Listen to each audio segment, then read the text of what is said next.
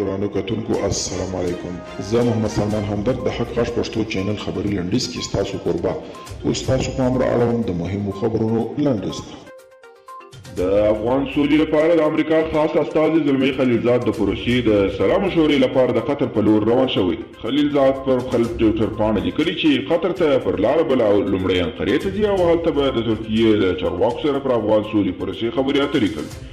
واما د تحقیق او نتایجو ادارې په یوه څېړنه کې ویلي چې د مذاکراتو لپاره کوربه هیواد باید بېطرفه هیواد دغې ادارې چې د افغان سولې مذاکراتو لپاره د کوربه هیواد په اړه له ځینو سیاسي شنونکو سره خبرې کړي وایي چې اوس مهال بین الافغاني مذاکرات په ښه او منظم ډول روان نه دي.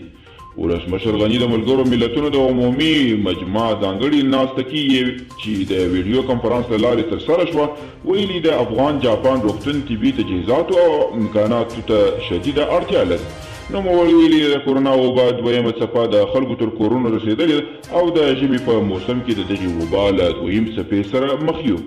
او د ملګرو ملتونو عمومي منشي انټوني ګوتریش وایي په نړۍ کې له کرونا وبا څخه رامنځته شوي زیانونه به کله او ښایي لسیزې وخت ونیسي چې بیرته به سم شي او یوازې به په واکسین هر څه نشي جوړېدلی.